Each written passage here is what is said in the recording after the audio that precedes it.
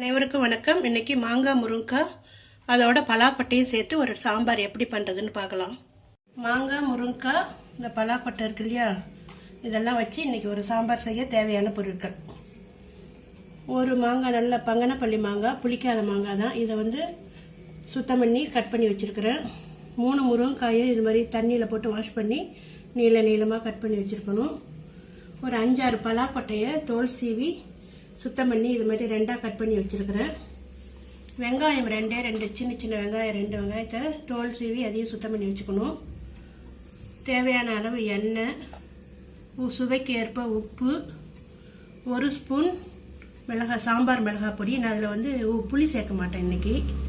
2 வரமிளகாயை இது மாதிரி கட் பண்ணி வச்சுக்கணும். தாளிக்கிறதுக்கு கடுகு 1 ஸ்பூன், 1/4 ஸ்பூன் ஜீரகம், வெந்தயம், 1 புடி பைத்தம்பருப்பை நல்லா குழைய வேக வச்சு வச்சிருக்கேன். அவ்வளோதான். கருவேப்பிலை, கொத்தமல்லி. கேஸ் ஆன் பண்ணி எதில் சாம்பார் செய்ய போகிறோமோ அந்த பாத்திரத்தில் வச்சுக்கோங்க. அதில் ஒரு 2 ஸ்பூன் எண்ணெய் விட்டு வெங்காயத்தை வதக்கணும்.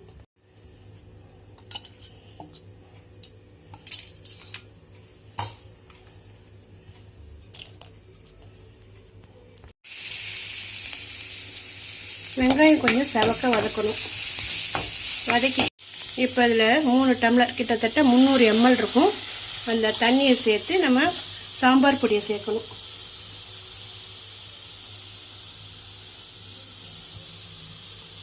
இந்த சாம்பார் பொடி சேர்த்த தண்ணி கொதிக்க ஆரம்பித்த பிறகு தான் முருங்காயும் மாங்காயும் சேர்த்து வேக வைக்கணும்.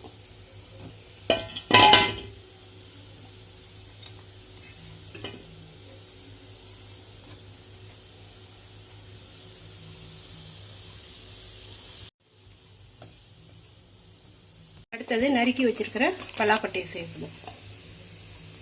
இந்த முருங்கைக்காய், இந்த மாங்காய், இது எல்லாமே நல்லா வெந்துடுச்சு.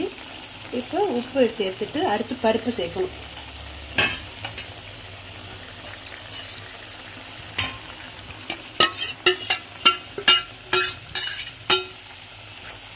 சேர்த்து நல்லா கலந்துட்டு ஒரு 5 நிமிஷம் கொதிக்க விட்டுட்டு தாளிக்கணும். கருவேப்பிலை, கொத்தமல்லியை சேர்த்துட்டு இந்த குழம்பை இறக்கிட்டு அதே அடுப்பில் தாளிக்கிறது போடணும். தாளிக்கிற கரண்டியில் ஒரு 3 ஸ்பூன் எண்ணெய் விடுங்க. எண்ணெய் காயட்டும். கடுகு வெடிக்கட்டும்.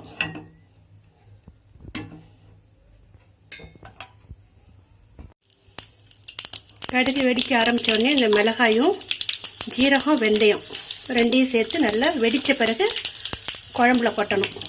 நான் பருப்பு வேகும் போதே கொஞ்சமாக பெருங்காயம் சேர்த்துக்கிட்டேன்.